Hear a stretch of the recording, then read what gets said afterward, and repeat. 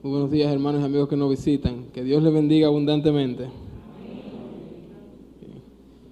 Qué bueno es ver que en nuestra iglesia hay obreros que se preocupan por el templo de Dios y no se enfocan en sus casas artesonadas, como dice el texto. Muestra de eso, mira, ya tenemos púlpito nuevo, una iglesia preciosa, resplandeciente, pintada, todo nuevo. La gloria sea para Dios. La semana pasada estuvimos viendo de manera general el libro del profeta Ageo. Y vimos cómo hace muchos años el pueblo de Dios estaba pasando por las mismas dificultades que pasamos nosotros hoy en día. Los mismos problemas. El mismo problema de pecado. Diferente envoltura, pero el mismo problema de pecado. Vimos cómo el pueblo se preocupó, se enfocó en sus propios asuntos, y vemos cómo nosotros también muchas veces nos desconectamos de Dios y nos involucramos con nosotros mismos de una manera tal que no importa lo demás, solo yo. El pueblo de Dios, el pueblo de Israel, se enfocaron en ellos mismos de tal manera que abandonaron por completo la obra de Dios. Ellos estaban perdiendo la lucha contra el pecado. Fueron dominados por el pecado, por el egoísmo, por el individualismo, por Satanás. Pero Ageo escribe este libro para animar, para motivar, así como lo dice su nombre, Ageo, festivo, para dar ánimo al pueblo de Dios, para que cumplan la voluntad divina, la voluntad de Dios, y así trabajar en el templo de Dios, trabajar en la obra de Dios. Esto es lo que quiere Dios de su pueblo y lo que quiere Dios de cada uno de nosotros en estos momentos. Y es por esto que hemos visto y vimos la semana pasada qué quiere Dios de nosotros, y hoy vamos a ver cómo quiere Dios que nosotros cumplamos su voluntad. La semana pasada vimos el qué debemos hacer. Hoy vamos a ver cómo debemos hacerlo a través de lo que Dios quiere de cada uno de nosotros. El domingo pasado estuvimos revisando los versos del 1:1 hasta el 2:9 y vimos tres cosas que Dios quiere de nosotros. Y esto es el qué. Dios quiere, número 1, ordenar mis prioridades. ¿Qué hay que hacer? Ponerlo en primer lugar. Para ordenar nuestras prioridades debemos poner a Dios en nuestro primer lugar. Y vimos que el principal problema que enfrentó el pueblo de Israel, según el profeta Ageo, fue que sacaron a Dios del escenario. Lo quitaron, se enfocaron en ellos mismos. 15 años para ellos y nada de Dios. Dice el versículo 4, capítulo 1, el pueblo estuvo construyendo para sus casas artesonadas. Ellos hicieron todo para su deleite, por el egoísmo, por el individualismo, por el yoísmo. En segundo lugar, vimos también que Dios quiere que trabajemos juntos para Él. Esto es tener compromiso con Él. Y vimos que para poder trabajar juntos para Él debíamos dejar atrás dos cosas: el egoísmo y la desobediencia. Y a raíz del egoísmo y la desobediencia, Dios envía a Ageo para ordenar a su pueblo, para incentivar a su pueblo a que trabajen para su obra. Y en último lugar, vimos la semana pasada que Dios quiere que seamos optimistas. Y esto lo podíamos lograr dejando el pasado atrás. Vimos a través de los versículos 1:1 al 2:9 que el pueblo, principalmente los más viejos de ellos, se acordaban de la gloria del primer templo. Y cuando veían este templo en ruina, creían que no iban a poder lograr lo que Dios estaba pidiendo. Pero Dios le dijo y nos dice a nosotros: olvídate del pasado, mira hacia el futuro, mira en el presente, que yo te bendeciré y que yo estaré contigo. Entonces así tú tendrás la fuerza para poder hacer la obra de Dios. Amén. Entonces vamos a terminar de leer el resto del libro. Iniciamos en el capítulo 2. La semana pasada lo dejamos en el versículo 9, hoy iniciamos leyendo a partir del verso 10. Ageo capítulo 2, versículo 10, y leemos hasta el final del libro. Cuando lo tengan me dicen amén. Vamos a leer.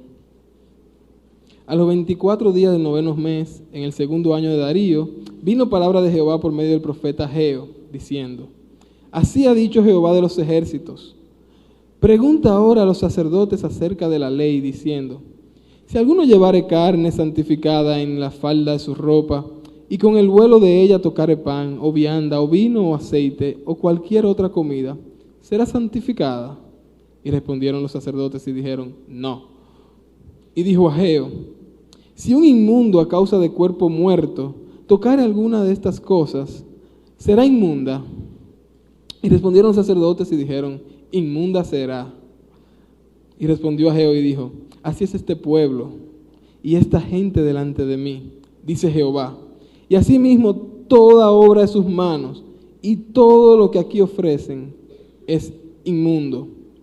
Ahora pues, meditad en vuestro corazón desde este día en adelante, antes que pongan piedra sobre piedra en el templo de Jehová. Antes que sucediesen estas cosas, venían al montón de 20 efas y había 10. Venían al lagar para sacar los 50 cántaros y había 20.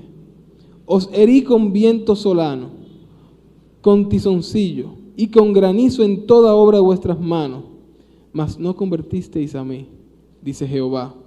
Meditad, pues, en vuestro corazón, desde este día en adelante, desde el día 24 del 9º mes, desde el día que se echó el cimiento del templo de Jehová, meditad, pues, en vuestro corazón. No está aún la simiente en el granero, ni la vid, ni la higuera, ni el granado, ni el árbol de olivo ha florecido todavía, mas desde este día os bendeciré. Vino por segunda vez palabra de Jehová a Ageo a los 24 días del mismo mes, diciendo: Habla a Zorobabel, gobernador de Judá, diciendo: Yo haré temblar los cielos y la tierra, y trastornaré el trono de los reinos, y destruiré la fuerza de los reinos de las naciones. Trastornaré los carros y los que en ellos suben, y vendrán abajo los caballos y sus jinetes, cada cual por la espada de su hermano.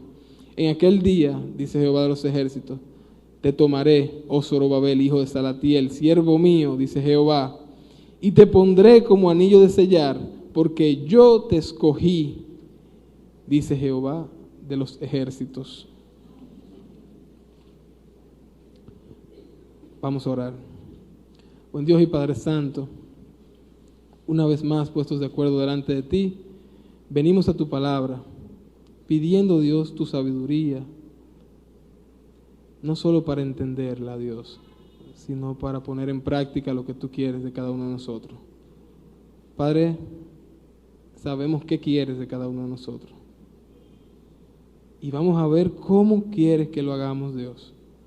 Por eso venimos a ti, pidiéndote, Dios, que nos libre de malas interpretaciones, pidiéndote, Dios, que tú transformes nuestras vidas por medio de tu palabra. Padre, que la gloria sea sola y únicamente para ti, porque tú solo la mereces, Dios. Padre, en el nombre de Cristo Jesús oramos. Amén. Es preciso recordar que una vez regresó el primer grupo de 50,000 judíos con el primer viaje de Zorobabel, el pueblo inició la labor de reconstrucción del templo y duraron aproximadamente 1 año trabajando en él, pero abandonaron por completo la obra.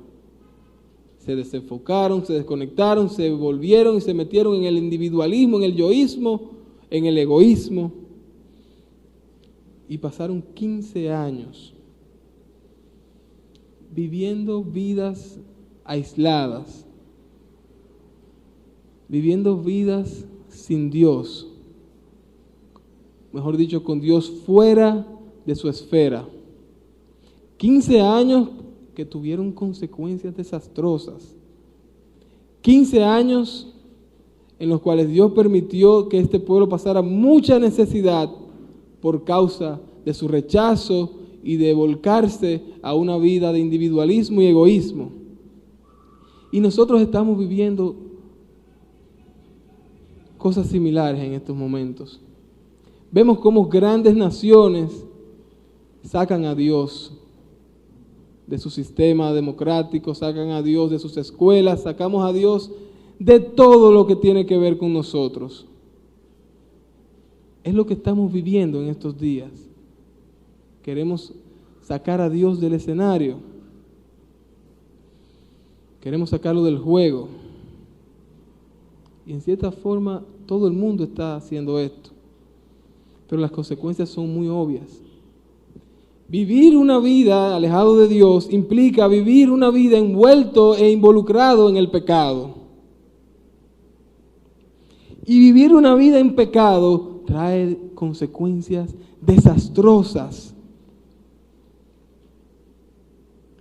Pero nosotros, sin darnos cuenta, muchas veces nos dejamos arrastrar de las corrientes sociales que están arropando al mundo. Muchas de ellas se presentan de manera inofensiva, mostrándonos lo importante de los valores de la familia. Y específicamente, y en los últimos años, en Inglaterra y Estados Unidos se ha levantado un movimiento ateo, fomentando el estilo de vida que el profeta Ageo está mencionando aquí. Walter, por favor, vamos a ver un comercial. ¿No lo tenemos? Bueno, hay comerciales que el grupo religioso de ateos en Estados Unidos e Inglaterra han preparado para mostrarnos cómo vivir la vida sacando a Dios. Literalmente están publicando estos comerciales en la televisión americana, en la televisión de Inglaterra, y así seguirán expandiéndose. Están enseñando cómo debe vivir la familia y resolver sus problemas sin tener que acudir a un ser invisible e imaginario. Y los están poniendo con unos mensajes emotivos que cualquiera se deja llevar. ¿Y qué estamos viendo con esto? Que el mundo está volviéndose a querer resolver todos los conflictos y problemas y situaciones por sí mismos en el mundo de individualismo. ¿Qué pasó con el pueblo de Israel en los tiempos de Ageo? Exactamente lo mismo. 15 años y sacaron a Dios por completo de sus vidas. La gran consecuencia, una vida envuelta al pecado, que tuvo miseria económica, espiritual, relacional y sobre todo separación de una comunión con Dios. Entonces la semana pasada vimos qué quiere Dios de nosotros. Y hoy vamos a estar viendo en el capítulo 2, a partir del verso 10, cómo quiere Dios que nosotros hagamos eso que Él quiere de nosotros. Y lo vamos a ver con 3 principios, 3 cosas que Dios quiere y cómo nosotros debemos hacerla. En primer lugar, Dios quiere que evalúes tu vida.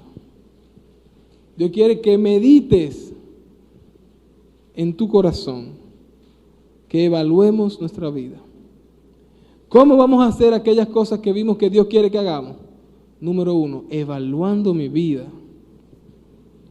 5 veces en el libro de Ageo menciona Ageo: meditad en vuestro corazón, meditad desde este día en adelante, antes que pongan piedra sobre piedra en el templo de Jehová. Capítulo 2 y verso 15. Aquí vemos que tenemos un grupo de personas que ya habían comprendido, que habían entendido a través del mensaje del profeta Ageo qué tenían que hacer. Ya ellos sabían que debían obedecer a Dios. Ellos sabían que tenían que ponerlo en primer lugar. El pueblo sabía que debía edificar juntos con compromiso y sabía que debía hacerlo de manera optimista. Pero Dios quiere que ellos mediten. ¿Por qué Dios quiere que mediten? Mis hermanos, 15 años ellos pasaron sin tener una relación con Dios. 15 años con Dios fuera del escenario. Ya, y por medio de la naturaleza pecaminosa que nosotros tenemos, también nos pasa a nosotros. Cuando nos pasamos un tiempo alejado de Dios, esas costumbres pueden perjudicarnos, aun cuando nosotros estamos tratando de servir a Dios. Es por eso que Dios quiere que nosotros revisemos nuestros corazones y veamos qué cosas estamos haciendo o qué cosas no estamos haciendo que van en contra de su voluntad. Cumplir la voluntad de Dios en nuestra vida es lo que Dios quiere de nosotros. Y ese es el llamado que Ageo estaba haciendo a su pueblo. ¿Hace cuánto nosotros estamos viviendo vidas deshonestas, vidas con doble vida, valga la redundancia? Hermanos, ¿cuántos de nosotros estamos sirviendo al Señor y ya hemos empezado a trabajar en la obra de Dios, pero aún tenemos una vida totalmente oscura y arropada por el pecado? Aún nosotros que hemos creído en Cristo Jesús para salvación y vida eterna, muchas veces estamos llevando una doble vida y Dios está dándonos una alerta. Cuidado, párate, detente, revisa, medita, inspecciona tu vida, tu alma, tu corazón. Dios quiere que nosotros hagamos una evaluación profunda, completa, detenida, determinando qué cosas todavía yo tengo que sacar, desechar, quitar, para volver a conectarme completamente con Dios. ¿Y qué es lo que está pasando? Cuando nosotros estamos meditando, ¿qué está pasando? ¿Dónde estoy parado? Y al igual como le pasaba al pueblo de Israel, muchas veces nos pasa a las iglesias, que vivimos una vida religiosa. Y eso es lo que está atacando a Ageo en el capítulo 2 a partir del verso 10. Él está haciendo una advertencia en contra de llevar vidas religiosas, huecas, y que no son cristocéntricas, que no tienen a Dios como eje, como motor principal de todo. Es por eso que debemos hacer un stop, un alto, evaluar, revisar y corregir. No hay forma de nosotros poder resolver los problemas que tenemos si no sabemos dónde estamos parados, cuáles son las fallas y cómo voy a enfrentarlos. El pueblo de Israel estaba en esa situación. Ya ellos habían iniciado la obra, como vimos la semana pasada. Ya habían empezado a edificar. Ya estaban motivados. Ya estaban juntos. Ya estaban poniendo a Dios en el pensamiento. Pero aún habían cosas que debían sacar de sus vidas. Dice la palabra a través del profeta Ageo que aún tenían problemas con la religiosidad, con los ritos. Por eso Dios quiere que evaluemos nuestras vidas. Porque para poder trabajar como Dios quiere, no solamente tenemos que saber qué hacer, debemos saber cómo hacerlo. Y en segundo lugar, Dios quiere que andes en santidad. Y eso es lo que está tratando el texto.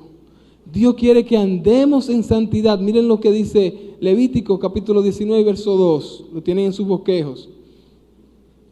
Habla a toda la congregación de los hijos de Israel y diles: santos seréis, porque santo soy yo, Jehová vuestro Dios. Dios quiere que andemos en santidad. Luego de nosotros hacer esa evaluación de nuestra vida, de nuestro corazón, de nuestras almas, Dios quiere que demos el siguiente paso. El siguiente paso es andar en santidad. Pero ¿qué significa ser santos? ¿Qué significa la santidad?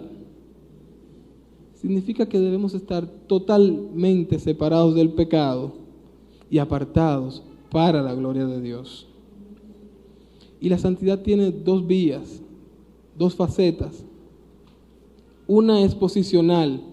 Todos nosotros los que hemos creído y puesto nuestra fe en Cristo Jesús, somos hechos santos, porque Dios nos ha declarado santos. Pero la santidad tiene una parte práctica, y ahí es donde nosotros debemos trabajar. Nosotros debemos procurar apartarnos en nuestro diario caminar de todo aquello que nos aleja de nuestro propósito principal. y conociendo que nuestro propósito principal, según el profeta Ageo, es cumplir la voluntad de Dios, todo lo que nos acerca un paso hacia el pecado, debemos sacarlo y quitarlo. Yo recuerdo un ejemplo que me dio el hermano Bob acerca de la santidad. Muy sencillo, pero muy práctico y muy bueno para pensar. Y el ejemplo tiene que ver con los vasos que usamos en la cocina. Esos son vasos santos. ¿Por qué son vasos santos? Porque tienen un propósito. Esos vasos están hechos para que nosotros podamos servirnos agua o jugo o cosas para refrescarnos y saciar la sed. Nosotros nunca nos vamos a poner a usar esos vasos para sacar el agua de la cuneta y brindárselo a un visitante que tenemos, a menos que queramos hacer una broma de mal gusto o algo así. El propósito de los vasos no es ese. Asimismo, nosotros somos utensilios, vasos de Dios, que estamos hechos para su gloria. Entonces no usemos nuestra vida para glorificar al pecado. Si somos santos para Dios, vamos a alejarnos lo más que podamos del pecado. Y es lo que Ageo dice. Ageo nos dice en su libro que si queremos andar en santidad, debemos admitir y reconocer y saber que el pecado es una enfermedad muy contagiosa. Anótelo. El pecado es sumamente contagioso. Miren lo que dice el texto en el versículo 13, capítulo 2. Y dijo Ageo: si un inmundo a causa de cuerpo muerto tocare alguna de estas cosas, será inmunda. Y respondieron los sacerdotes y dijeron: inmunda será. Inmunda será. Y nosotros podemos ver un ejemplo que todos conocemos, el ejemplo de la manzana podrida. Cuando usted tiene una canasta llena de manzanas, todas bonitas, así rojas, que te dan un deseo enorme de meterle una mordida a una de esas manzanas, y usted le pone una que está podrida, ¿qué va a pasar con las demás? Se van a podrir. Así mismo hace el pecado. Cualquier cosa o cualquier contacto, mejor dicho, que yo tenga con el pecado, va a contaminar completamente mi vida. Y esa pregunta le manda Dios a los sacerdotes a través de Ageo, y no solamente a los sacerdotes, sino a todo el pueblo también. Si un inmundo a causa del cuerpo muerto tocar alguna de estas cosas, será inmunda. Claro, obviamente aquí estamos hablando de cosas establecidas por la ley, pero así mismo lo podemos llevar al trasfondo espiritual. Y nosotros que somos santos, porque Dios nos ha hecho santos, y somos santos porque debemos caminar en santidad. Primera de Pedro dice también: sed santo porque yo soy santo. Y si invocáis por Padre aquel que sin acepción de personas es santo, andad con temor y temblor todo el tiempo de vuestra peregrinación. Nosotros debemos procurar andar con miedo, sí, con miedo de no desviarnos del camino de Dios, porque fuimos creados para andar en santidad. Entonces, cualquier cosa, cualquier contacto, por más pequeño que sea, contamina completamente mi vida y mi santidad. El pecado es la peor enfermedad que jamás ha padecido el hombre. Pero gracias a Dios por Cristo. Dice la Biblia en Juan, capítulo 1 y verso 29, parte B: he aquí el Cordero de Dios que quita el pecado del mundo. Y por eso podemos estar contentos, porque en segundo lugar, debemos andar en santidad, sabiendo que la cura es suministrada por Dios a través de Cristo Jesús. La cura a esa enfermedad tan contagiosa la tiene Dios. Y nosotros que hemos puesto nuestra fe en Cristo Jesús, ya estamos vacunados. Procuremos entonces andar en santidad. Solo Cristo quita el pecado en medio de nosotros. Nosotros no comunicamos santidad, Cristo sí. Y vamos a completar el ejemplo de la manzana. Así como vimos que una manzana podrida daña el resto de la manzana que está a su alrededor, no es verdad que si usted mete una manzana buena en medio de un grupo de manzanas podridas, estas se van a sanar. ¿Qué pasa? Que la que usted metió ahí sana en medio de las manzanas podridas, también se va a podrir, y mucho más rápido.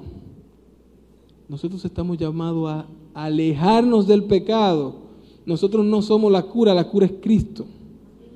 Nosotros debemos estar conectados directamente con Cristo y llevar a las manzanas podridas el mensaje de Cristo para que Cristo también las cure. Eso es lo que está diciendo Ageo.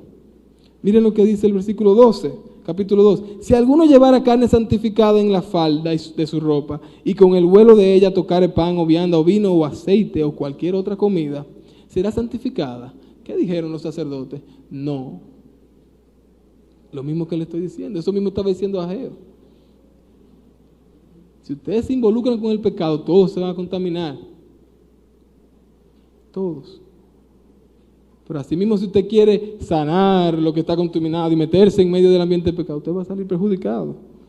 Déjele esa labor a Cristo, que Él sí es santo, santo, santo, y tiene el poder para limpiar, para sanar, para curar las enfermedades del alma.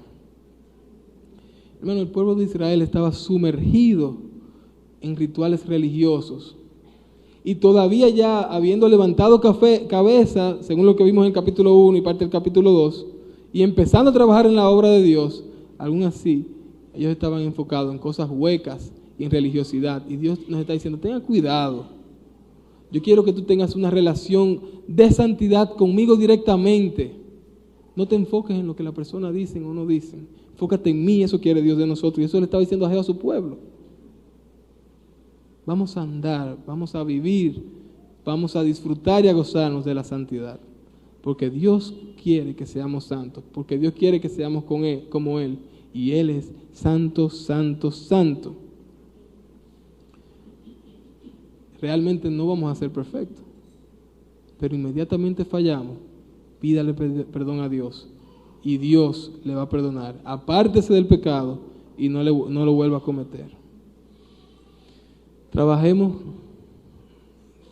como lo que somos, trabajemos como hijos de Dios, que hemos sido transformados y sanados por la preciosa y gloriosa sangre de Cristo Jesús en la cruz. En tercer lugar, viendo el cómo quiere Dios que cumplamos su voluntad, Dios quiere que tengas esperanza. Y este es el punto, si no el más, uno de los más importantes del cristianismo. Dicen los versos 21 y 22, capítulo 2. Habla Zorobabel, gobernador de Judá, diciendo: yo haré temblar los cielos y la tierra, y trastornaré el trono de los reinos, y destruiré la fuerza de los reinos de las naciones. Trastornaré los carros y los que en ellos suben, y vendrán abajo los caballos y sus jinetes, cada cual por la espada de su hermano. El pueblo de Dios en el tiempo del profeta Ageo estaba pasando por mucha opresión, por mucha dificultad, estaban bajo el yugo de las naciones que les rodeaban. Pero Dios aquí está dando promesa a Zorobabel, promesa mesiánica, y le estaba diciendo y dando un llamado al pueblo de que ellos iban a triunfar, que podían seguir adelante, que podían trabajar confiados, porque Dios promete y esa promesa da una esperanza, y una esperanza real. Dice Primera de Pedro capítulo 1 y verso 3, bendito Dios y Padre de nuestro Señor Jesucristo, que según su grande misericordia nos hizo renacer para, y deténgase ahí y revíselo, para una esperanza viva por la resurrección de Jesucristo de los muertos. Esto le estaba diciendo Dios a su pueblo. Cristo va a terminar con toda la iniquidad del mundo. Y ahí está Dios prometiendo a su pueblo. Por eso el pueblo debe tener una esperanza, y una esperanza viva, porque Cristo vive. En quien nosotros creímos está vivo. Y por eso podemos estar confiados y esperar en Él, porque Él va a venir por nosotros. Él va a transformar este cuerpo y lo llevará a la gloria, porque Él resucitó de los muertos y porque Él es nuestra esperanza. Y esto está diciendo Dios: mira, yo quiero que tú trabajes, que hagas esto, que me pongas en primer lugar, que edifiques junto con los demás y que lo hagas con optimismo. Pero ¿cómo tú lo vas a hacer? Evalúa siempre tu vida. Revisa qué cosas te están alejando de tener una vida santa. Entonces luego camina en santidad, desecha el pecado, pide perdón inmediatamente fallas, arrepiéntete de eso, sigue el camino y vive como quien tiene una esperanza, porque tenemos una esperanza viva y real y verdadera por medio de Cristo Jesús. Y esta esperanza la tenemos todos nosotros que hemos puesto nuestra fe en Cristo para salvación. Pero lamentablemente muchas veces nosotros andamos y nos comportamos como personas que no tenemos esperanza. Muchas veces vivimos la vida pensando o actuamos pensando que después de la muerte no hay nada. Y es triste y penoso que nosotros que hemos gustado de la salvación y de los beneficios de la salvación que nos da Cristo, llevemos vidas sin esperanza. ¿Y cuáles son los indicadores de una persona que lleva una vida sin esperanza? No trabaja para Dios, porque no está esperando en Dios. Trabaja para sí, como lo hacía el pueblo de Israel en el tiempo de Ageo. Construían para ellos mismos, pero no, la persona, el creyente que no está viviendo para Dios, no está en los ministerios, no va a las células, está en sus propios asuntos. Esas son cosas que debemos ver cuando hagamos nuestra evaluación. ¿Estoy en los ministerios? ¿Qué estoy haciendo para Dios? ¿Estoy viviendo como quien tiene una esperanza viva? Si usted no está haciendo esto, hermano, usted va a estar en el cielo porque Cristo le prometió vida eterna, pero usted no está esperando nada. Si seguimos leyendo la carta al apóstol Pedro, él habla de las pruebas más adelante y nos dice que hay una recompensa para aquellos que pasan las pruebas. Y esa recompensa es el aplauso, el abrazo de Cristo Jesús aquel día, cuando pueda decirnos: qué bien tú lo hiciste. Evalúa tu vida, practica la santidad y vive como quien tiene esperanza, porque tenemos esperanza. Nosotros tenemos una esperanza real, una esperanza verdadera. Nosotros ya sabemos lo que tenemos que hacer y ahora hemos visto cómo tenemos que hacerlo. No nos dejemos influenciar por las cosas que el mundo nos está brindando. No nos dejemos arrastrar del mensaje de tu yo interior puede hacerlo todo, reflexiona tú mismo y saca a Dios de todo. No. Nosotros hemos vencido porque Cristo venció, no porque tenemos ningún tipo de mérito. Nosotros somos lo más bajo de los bajos. Y vamos a estar en gloria porque Cristo ha querido hacernos partícipes de su gloria. Y así mismo vamos terminando y puestos en oración. Quiero pedirle a cualquier persona que aún no haya hecho decisión por Cristo, principalmente tú que estás viviendo la vida como quien no tiene esperanza, porque realmente no la tiene, porque para ti no hay nada después de la muerte. Te quiero decir que tengas o no esperanza, hay dos opciones después de la muerte, hay dos caminos, hay dos lugares. Uno es muy feo, horrible, y lo peor de todo, que cualquiera de estos dos lugares son eternos. Luego de la muerte, son dos lugares eternos. Y no hay nada que podamos hacer para cambiar el destino que nos espera, si no aceptamos el regalo de Cristo Jesús, que es la esperanza de vida. Si tú que estás ahí sentado, aún no tienes la esperanza de Cristo y de resucitar con Él en el día postrero, yo te invito a que tú, corazón a corazón con Dios, entiendas que el pecado ha roto y te impide tener una relación con Cristo. Pero Él es la cura. Y no haciendo ningún acto de religiosidad, sino aceptando su sacrificio en la cruz. Él murió, fue sepultado y resucitó al tercer día para darte vida eterna, porque Él así lo ha prometido. Y si tú ahí donde estás sentado aún no has aceptado a Cristo como tu Señor y Salvador, yo te invito a que le digas sí a Dios. Y si quieres que estemos orando por ti, levanta tu mano en acción de que tú quieres aceptar ese regalo invaluable. Dios te bendiga. Cristo te ama. Ese regalo precioso que Cristo nos ha dado a través de la cruz, para poder tener una vida con propósito, con sentido, que pueda glorificar y exaltar el santo, santo nombre de Dios. Dios te bendiga a ti también. Dios te bendiga a ti también. Y a ti también Dios te bendiga. Hay gozo en los cielos, porque Cristo le ha dado esperanza a 4 personas esta mañana. Dios bendiga su palabra.